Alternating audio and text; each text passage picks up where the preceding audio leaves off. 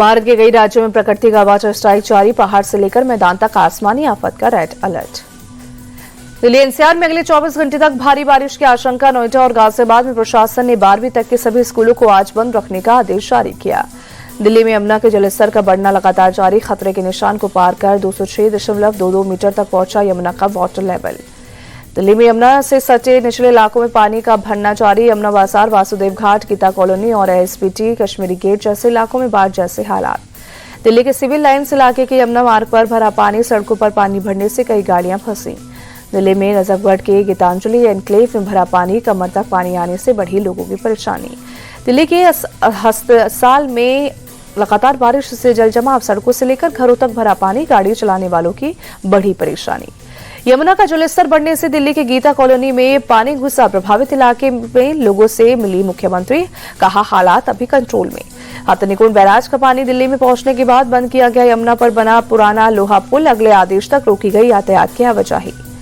दिल्ली के मयूर विहार सहित कई इलाकों में पानी बनाया गया राहत कैंप, बाढ़ प्रभावित लोगों के लिए की गई रहने और खाने की व्यवस्था। दिल्ली ग्रेटर नोएडा एक्सप्रेसवे पर थम गई गाड़ियों की रफ्तार, लोगों की बड़ी परेशानी, घर पहुंचने में हुई देरी। गुरुग्राम में बारिश ने खोली प्रशासन की पोल, सड़कों पर चल रही नाव, अंडरपास में भरा पानी, कई इलाकों में डूबी गाड़ियां। हिमाचल में आज भारी बारिश का रेड अलर्ट है। प्रदेश में 6 नेशनल हाईवे सहित 1311 सड़कें बंद, रेल सेवा सस्पेंड। हिमाचल में मंडी के सुंदरनगर में भारी बारिश के बीच लैंडस्लाइड, 3 लोगों की मौत, 2 लापता, कई घरों को पहुंचा नुकसान। लैंडस्लाइड वाले इलाके में पहुंची सेना, एनडीआरएफ और एसडीआरएफ की टीम, मलबे में जिंदगियों को खोजने की जद्दोजहद जारी। जम्मू कश्मीर के डोडा में बटोटे किश्तवाड़ नेशनल हाईवे पर लैंडस्लाइड, सड़क पर मलबा गिरने से रोकी गई ट्रैफिक। जम्मू में भारी बारिश से तवी नदी का बढ़ा जलस्तर, प्रशासन ने अनाउंस कर निचले इलाकों में लोगों को किया अलर्ट। पंजाब में नदियां उफान पर, 12 जिलों में 2.5 लाख से ज्यादा लोग बारिश और बाढ़ से प्रभावित, अब तक 30 लोगों की हुई है मौत। पंजाब में अब तक करीब 16,000 लोगों को बाढ़ प्रभावित इलाकों से किया गया रेस्क्यू। 129 रिलीफ कैंप में 7,144 से ज्यादा लोगों को मिला आसरा।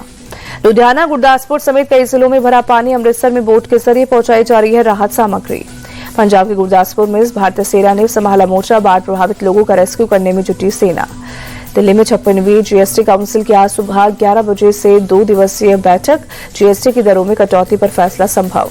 कैबिनेट ने 12% और 28% वाले जीएसटी स्लैब को खत्म करने वाले प्रस्ताव को दी मंजूरी। 5% और 18% वाले जीएसटी स्लैब की तैयारी। घी, मेवे, दवाइयां, चिकित्सा उपकरण, 20 लीटर पानी की बोतल जैसी वस्तुओं को 12% से घटाकर 5% के स्लैब में लाने की संभावना। टीवी, वॉशिंग मशीन और रेफ्रिजरेटर जैसे इलेक्ट्रिक वस्तुओं पर 18% लगेगा जीएसटी। लग्जरी और तंबाकू उत्पाद पर 40% जीएसटी के प्रस्ताव। कैबिनेट ने इलेक्ट्रिक व्हीकल को बढ़ावा देने के लिए 5% के स्लैब में लाने का किया समर्थन। एससीओ की बैठक के बाद भारत पर ट्रंप के टैरिफ पर करारा जवाब। रूसी राष्ट्रपति पुतिन ने भारत को दी कच्चे तेल की खरीद पर भारी छूट, प्रति बैरल $3 से $4 की छूट बढ़ाई। बिहार विधानसभा चुनाव पर गृह मंत्री अमित शाह ने आज दिल्ली में बुलाई बिहार बीजेपी नेताओं की बैठक। बिहार के दोनों डिप्टी सीएम सहित बिहार बीजेपी प्रभारी और केंद्रीय मंत्री होंगे शामिल। गाली विवाद पर 4 सितंबर को एनजीए ने बुलाया बिहार बंद, सुबह 7 बजे से दोपहर 12 बजे तक प्रदर्शन, महिला मोर्चा संभालेंगी कमान। मां के अपमान पर प्रधानमंत्री मोदी का जवाब, कहा कांग्रेस के मंच से मेरी मां को गालियां दी गई, मेरी मां का अपमान देश की हर मां बेटी का अपमान है। बीजेपी नेता स्मृति ईरानी ने पीएम मोदी की मां के अपमान पर विपक्ष को घेरा, कहा जिसका राजनीति से कोई लेना देना नहीं, उस दिवंगत मां का अपमान आक्रोशित करने वाला। पीएम मोदी का बयान सुन भावुक हुए बिहार बीजेपी अध्यक्ष दिलीप जायसवाल, बार बार आंसू पोंछते नजर आए। बिहार के किशनगंज में 3000 लोगों को चुनाव आयोग का नोटिस, नागरिकता साबित करने के लिए कहा, बांग्लादेशी और नेपाली होने का शक। पवन खेड़ा के 2 वोटर आईडी मिलने पर बीजेपी का अटैक, प्रदीप भंडारी बोले वोट चोर खुद राहुल गांधी के घर में।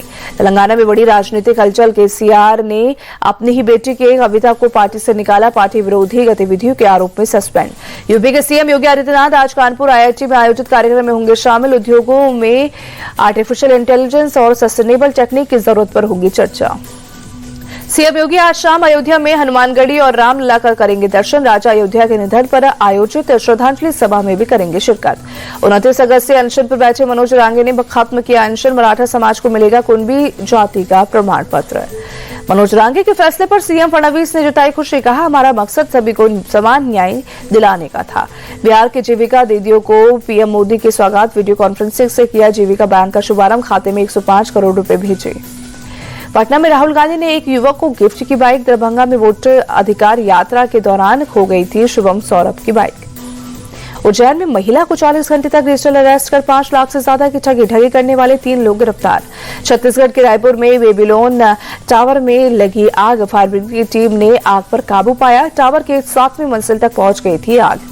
इंदौर के माया हॉस्पिटल में चूहों ने नवजात बच्चे का हाथ और कंधा कुतरा। अस्पताल प्रबंधन ने मामले में जांच की बात कही।